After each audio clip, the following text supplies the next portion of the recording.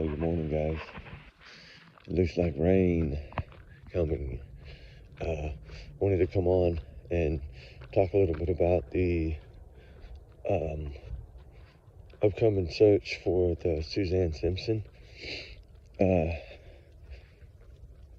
got a couple of friends that are going to be heading that way in the next 24 hours. I'm going to do a little searching.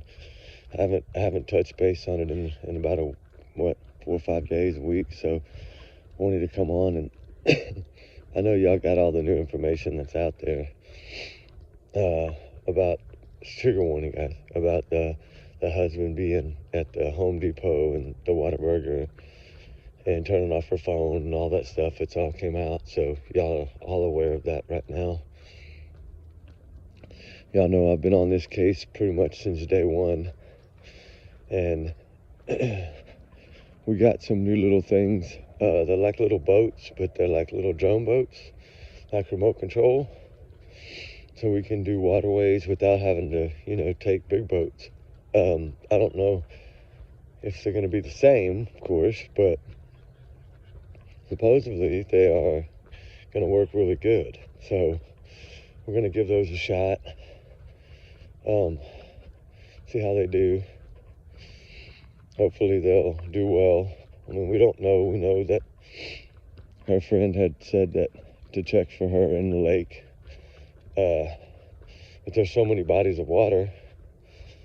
So I don't know. I know that he was also at that dump site or whatever. So it's just so confusing, because if you think about the amount of time that he had, which really wasn't a great amount of time, but it was enough time, that he could have done a lot of different things. It's the cement that gets me. It reminds me of the, I think it was, what was that girl's name? Chandra Levy, maybe? No. The one that was pregnant, Lacey Peterson. Reminds me a little bit of that. Trigger warning. That's what it reminds me of when you hear that, a little bit of, that case.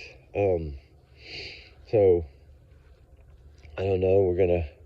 We'll be in touch with them a lot. So they're gonna be down there for probably 2 days. So hopefully, pray to God that they can get some answers. I don't know if they can, but I know there's a lot of people looking, so that's wonderful.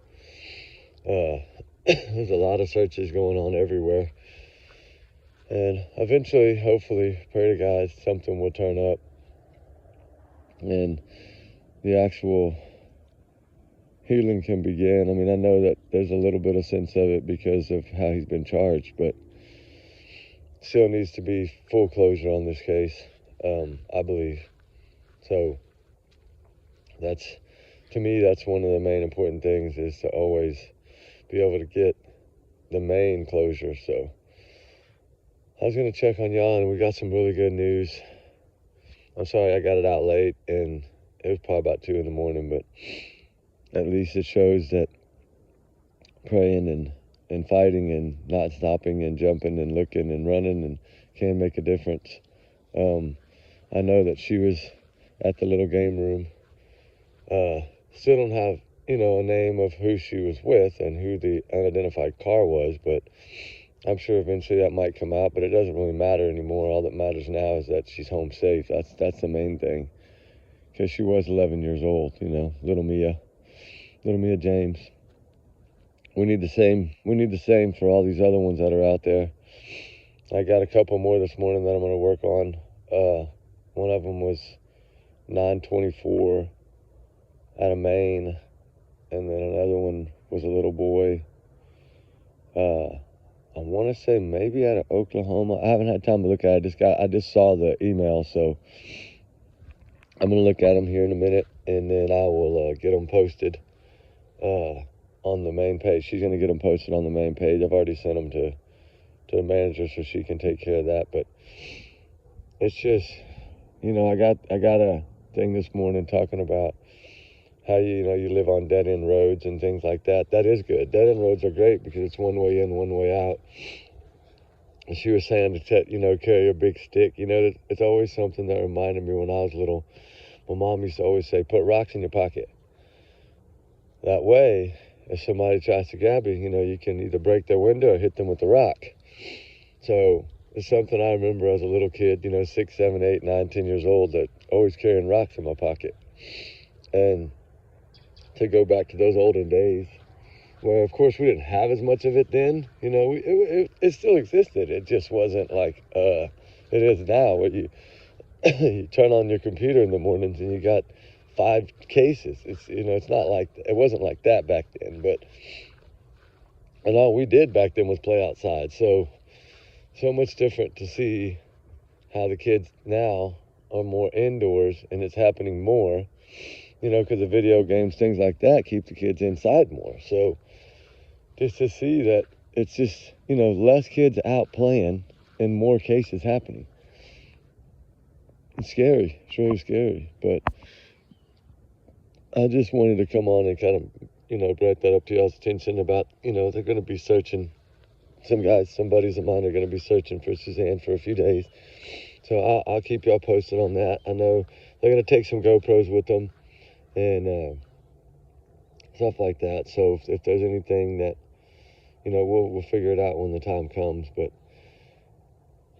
excuse me, I just wanted to mainly talk a little bit about that and a little bit about, the little kid stuff and how we need to watch our kids a lot closer.